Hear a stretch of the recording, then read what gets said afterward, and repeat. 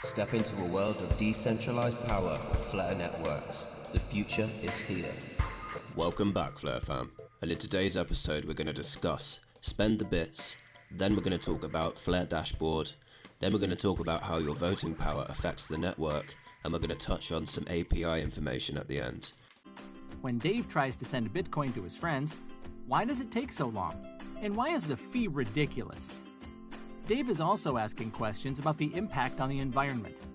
Well, Dave, you are one of many people who are dealing with common Bitcoin issues like high transaction time, high transaction fee, high environmental impact.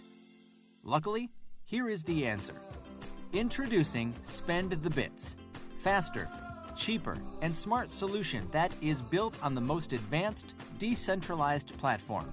That is XRP Ledger for secure and reliable transaction. Faster, cheaper, smarter, decentralized safety, cryptocurrency payment solution. So Spend the Bits is XRP Ledger-based, secure and fast transaction platform. It's a cryptocurrency payment mobile app which is powered by XRP Ledger, a decentralized open source platform. It will enable users to spend their cryptocurrency both by sending and receiving, as well as store their cryptocurrency. And the main reason I highlight a product like this is because of a post that they've put on Twitter recently, so check this out. It says, XRP community, we're happy to share that we've officially initiated the proof of concept for integrating the Spend the Bits app with Flare networks. By leveraging Flare's trustless transaction capabilities, we can offer a more secure, transparent, and efficient Bitcoin payment solution through Spend the Bits. This integration will enable more transparent, immutable, and verifiable transactions. We're currently aiming for the first build rollout to be available by the end of April, and we'll keep you posted on the progress. Stay tuned for more updates. So along with the Solidify app integrating with the XDC network at the end of April, we now have this to look forward to. Keep your eyes peeled for future updates. This should get really interesting with how it develops. Okay, moving on. Ladies and gentlemen, let me introduce you to one of my favorite people in the cryptosphere, Anna. Hi Flare community, I'm Anna. Welcome to Flare Dashboard. This is a community-maintained dashboard for data provider information for the Flare and Songbird ecosystem. The data was obtained directly from provider teams. The information can be used by anyone in the ecosystem to better make decisions on who to delegate to and support with their vote power. There are many features on the dashboard to help the user navigate the site, as well as links to direct the user to other sources to obtain further provider team information. Let's take a look at some of these.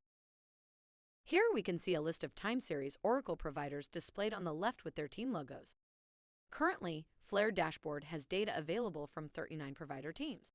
We think this information will help delegators better choose who and what they want to support in the network.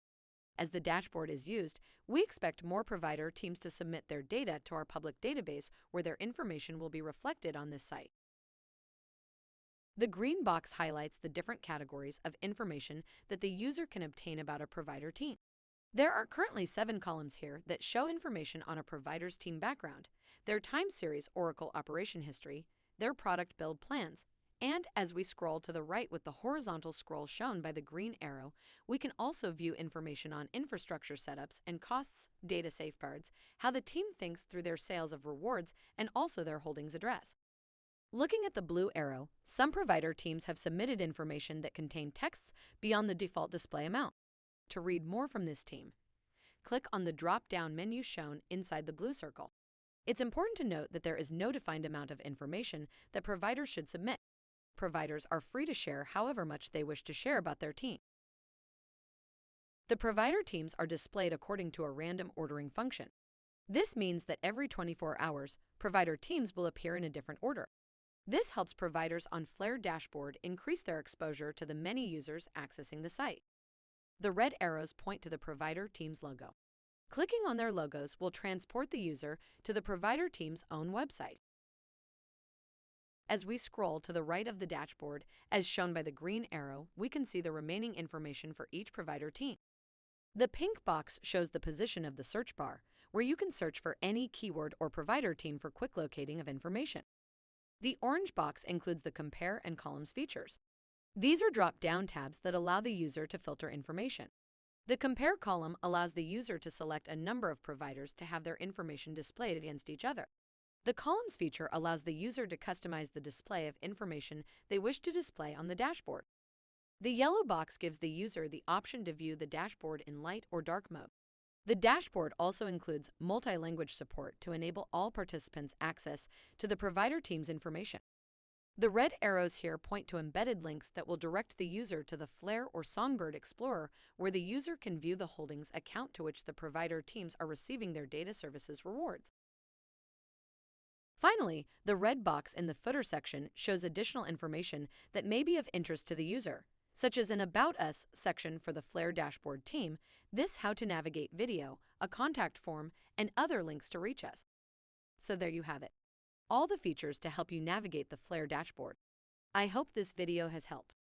In the future, Flare dashboard aims to implement additional features, such as Twitter links that will be displayed where the red arrows point to, as well as donation addresses where users can donate Flare or Songbird tokens into an account which we will use to reward data providers who have submitted quality information to the dashboard.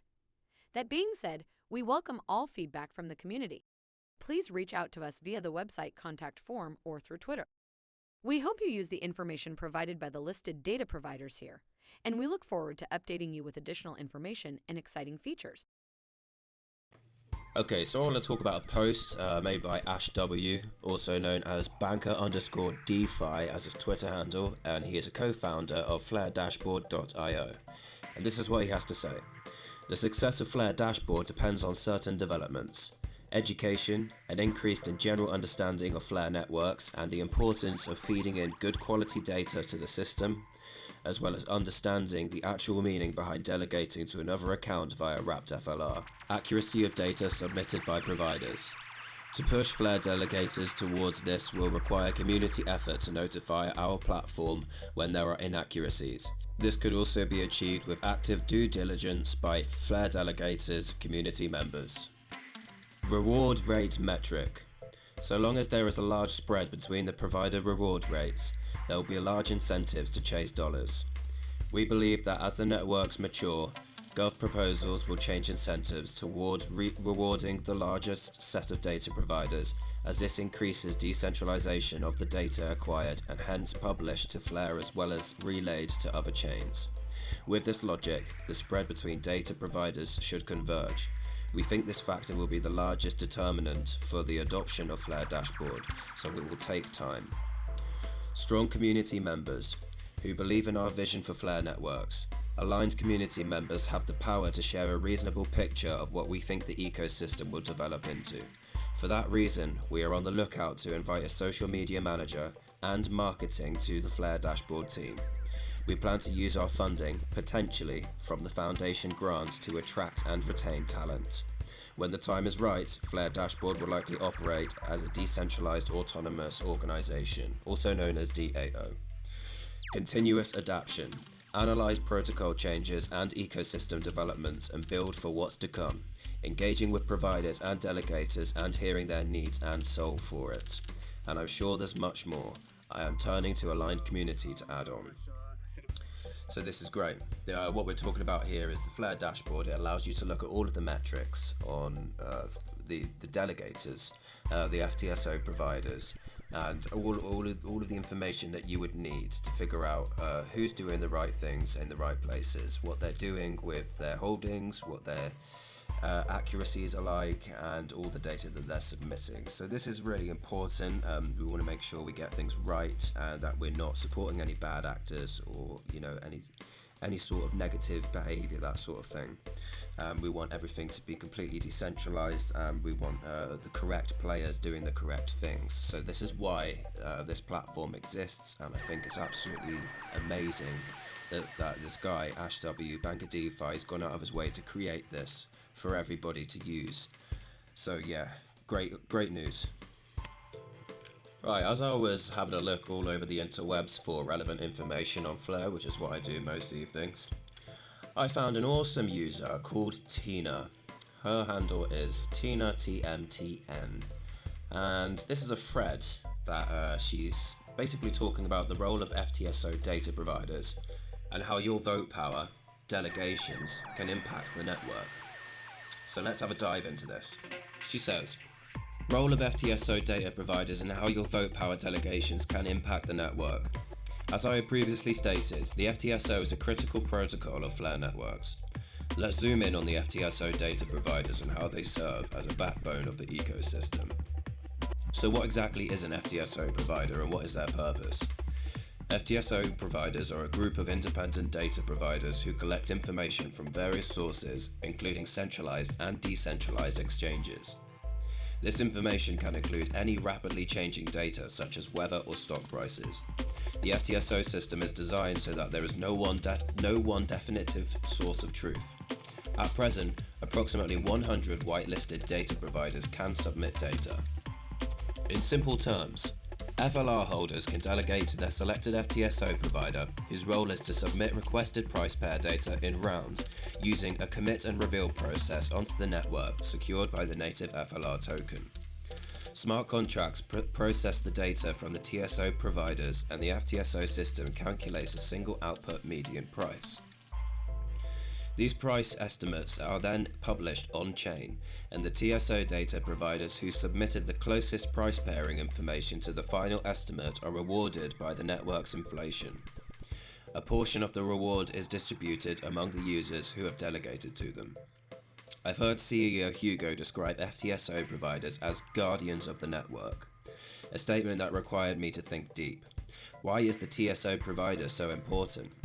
Based on what I've learned so far, the role of data providers is not limited to just submitting accurate data prices. Once the beta phase is complete, the validation power of the network will shift to FTSO providers who qualify as validators.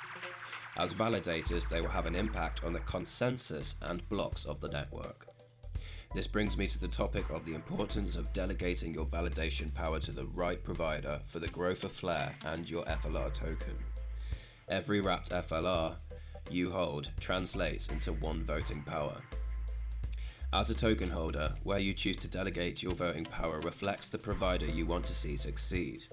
Focusing solely on reward rates is futile if you delegate to bad actors who dump tokens on exchanges, thereby reducing the value of the FLR token. At the end of the day, data providers can only be stronger through their voting power, which is proportionate to the amount of tokens they hold and the amount delegated to them by users like me and you. As an advocate for Flare's success, I suggest that when you delegate your voting power, you carefully consider which data provider is contributing to the network's success. Factors to consider include their development initiatives, safeguards, and their level of transparency. So, do you want to be a lazy citizen or a citizen of value? I will include this thread here and encourage you to reflect and ponder on these points mentioned. I also want to take a second to thank everyone for the support. It means the world. I will continue to do my best. Well, Tina, you are doing amazing. All that information is high level. It's what people need to hear, and it's pointing everybody in the right direction of how their actions matter and how we are all working together to build a stronger network, one that's exactly that, transparent, and making sure that it all goes in the correct direction, because at the end of the day it all has to be done upon trust. We don't really want to see massive dumpings of Flare, obviously, because that would damage us. It would damage the whole ecosystem. But also we want to make sure that people are behaving and just working hard to ensure that we have a great time and that the correct data is coming in and flowing in the right way. So great stuff. Right, I introduced him in my last video as the Director of Products, but I think in this one I'm going to correct myself and correctly title him as the Vice President of Engineering at Flare Network. This post is from Joshua Edwards, and let's take a look at these numbers. He says, over the last 30 days, there have been over 2 billion requests to Flare APIs. Here are some of the countries which they came from. Let me know which country you're from below. And it states, Finland, United States, Germany, United Kingdom, Netherlands, Japan, Singapore, France, Russian Federation, Australia, and this is incredible.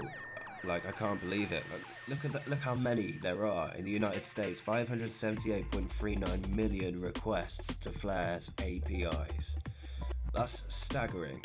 Within 30 days. I mean, come on, that is something to look at. Yeah, I can't believe it. Like, that's a huge amount, and that just goes to show the power of Flare networks. I mean, if that's in the last 30 days, I would love to see the statistics every quarter, maybe every year, at that rate. If it sustains itself at 2 billion every 30 days, that's going to be 24 billion a year, and that's incredible. I mean, as long as the network grows, it's going to be much more than that. So the future's looking bright, and thank you for sharing that information, because that's the sort of stuff I want to see. Okay, I'm going to wrap it up now, just like I do with my Flare, but before that, I'm going to reinstate a giveaway that I did start last week, but because there was no traction, I paused it. I'm going to start it again because people have been asking for it. So, giveaway alert. Do you want to win 500 Flare? All you have to do is follow our account on Twitter, tag 2 friends in the comments of a post, and share and like it. That's it. Flare Networks is the future of decentralized finance, and we want you to be a part of it. Enter now for your chance to win. So get involved with this giveaway. I'll be happy to share the free tokens out and allow other people to get involved and participate in the blockchain that we all know and love. That's me signing out for now, and I'll see you again.